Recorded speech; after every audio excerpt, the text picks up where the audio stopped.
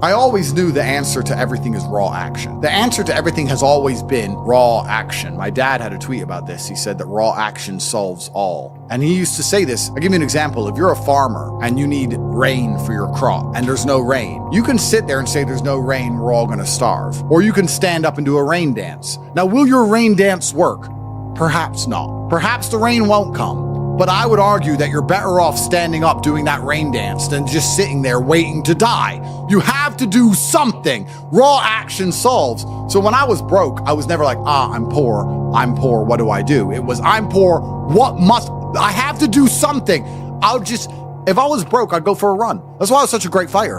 If I was broke, I'd sit there and go, I'm actually poor. How do I make money? Dunno. Where can I get some cash? Dunno. What work can I do? Dunno. I'll just go for a run then. And I just go for a 3-mile run. You just have to say, well, I have to do something. I can't just sit still and die. A lot of people are happy to just sit still and die or to go to sleep and take a nap. Well, if that's what you want to do, then you can say a loser. That's fine. I'm glad there are losers, because if everyone had Lamborghinis, my Lamborghini wouldn't be fun to show off. I need you to look at it and feel the deep pain in your heart of regret and failure. That's the whole point of it. I need to drive my Bugatti and everyone be looking at it going, I'll never have one of those. And I can get all their energy and feel it all, and it makes me happy. Fantastic. So you can sit at home and do nothing. But when I was poor, I had to go for a run. I couldn't sit still or lift weights or do something. I couldn't even sleep. So raw action solves everything. And I understood that at a young age. But as you get older, you get to look back and you get to put your whole story together, the whole tapestry together. I knew I wouldn't stay poor. Did I ever think I'd get this rich? Well, I never said I wouldn't, but did I ever think it would probably happen at this level? No, but it's amazing how the compounding interest of just endless raw action adds up. I've never had a lazy day. I've never skipped work, never missed an email, never had a day off, ever. You name if you were to go through the last 3 years of my life, you will see that there's never been a day where I wasn't doing what I was supposed to do. And it all just adds up, and then monumental success comes and you get to laugh at everybody else, ha ha ha, and life's great. Well, I think that initially, fighting is always the best thing you can ever do. Especially, it's the best way to spend your 20s because you heal superhumanly. You heal like Wolverine. And I can't think of a better use of that superhuman healing ability besides fighting. And it's going to teach you everything you need to know about personal accountability and hard work and overcoming fear and dedication and discipline. There's so many lessons to be found inside of fighting. And plus, it's the most respected sport on the planet. And I think that you'll learn more about yourself and more about life and more about the realities of how the world works if you're a fighter. So I think that's what's so fantastic about it. All of my wisdom and all the things I say doesn't come from books. It comes from life experience. And a lot of my life experience is the brutal realities of violence. So people say, oh, Andrew's so smart, Andrew's so wise, Andrew knows so many things. I've learned all of that simply through fighting. And if you're a warrior in life, the arena may change, but the battle never ends. It's just never ending. And you have to get used to fighting. You have to get used to being under pressure and under stress all the time and being the kind of person who can perform and smile anyway. And I'm glad I spent my 20s training because I can't think of something else. I find it amazing that, like, I speak to people my age and I say, in my 20s, I spent maybe, I don't know, let's say 3 hours a day. What's a decade of 3 hours a day? Let's just say 10,000 hours. I spent 10,000 hours in the gym training. You're the same age as me. What did you do with those 10,000 hours?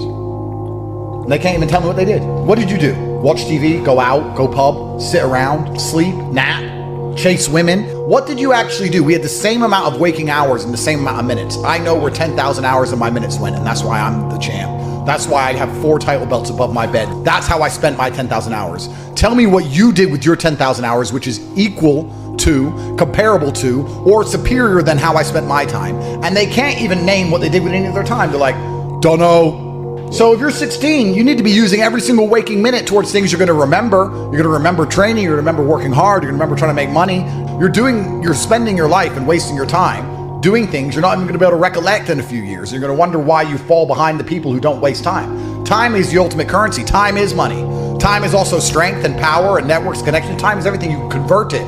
It's like malleable. Time is like Play-Doh. Yeah. You can turn it into anything. You can turn it into muscles if you go to the gym. Turn it into fighting prowess if you go to the fight gym. But people have all this time and they just mush around with it. And then they're like, don't know why I'm failing. I wish I was successful. When you're living that type of life and you end up searching for meaning, you end up down the path of hedonism because the meaning is, I want to have as much fun as possible. But fun in and of itself, I was talking to another girl and I was saying to her that fun, she was saying to me, you know what, Andrew, all you do is work.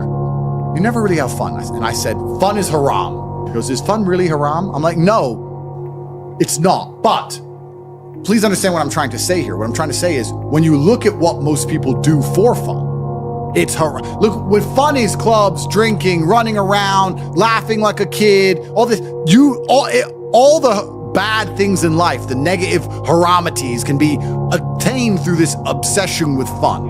If you find a man who's obsessed with work, I have things I need to do and I feel satisfied inside when I do them. I have duty and I have work and I have obligations to fill and objectives to meet. I feel happy when they are done. That is my fun. My fun is clearing my emails, making $2 million in the day, buying another investment property I don't need, going to bed, training hard, eating right. That's my fun.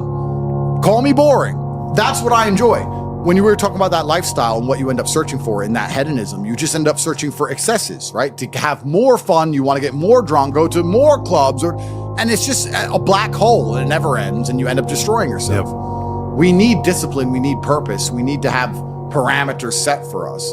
And truthfully, as a person, you're happier that way. That's why I quit drinking. People think I quit drinking because I reverted to Islam. That's not why. I actually quit drinking 2 months before that. I was extremely effective on alcohol. I would drink 4 or 5 times a week because I'm extremely rich and I have a very good life and I'm in my mansion and I'm drinking. I was still world famous. I was still making millions of dollars. I was still in fantastic physical condition. All the videos you watched me from a year and a half ago, I still look like a bodybuilder. I still outperformed everybody. I didn't have a drink problem. I could easily quit. In fact, I didn't even want to drink most of the time. It's just a party going on. I was still monumentally successful on alcohol and I could continue to drink alcohol for the rest of my life. But I stopped because I thought, will I enjoy having less fun? Will it be fun to have less fun? Okay, that's all fun. But would it be fun to have less fun? And I said, maybe instead of spending all of our money doing this stuff, we should spend all of our money getting very regimented. We should have loads of members of staff and we should be up at exactly 7:46 and we should have a coffee ready and hot at 7:47 and at 8:01 we should go into the gym and we should finish at 8:27 and we should have all of it. We should have everything regimented and we should produce more content than ever before and become richer than ever before, but just remove the fun and have fun in not having fun and just being monumentally competent and effective. Okay, well, I'll try it. Let me try for 6 months to give up all fun and just be boring. And then I learned some very interesting things during that time. Firstly, I learned that the whole idea of drinking for being social is now gone. I think we're at the age where if you were 21 and you didn't drink, you didn't have a life.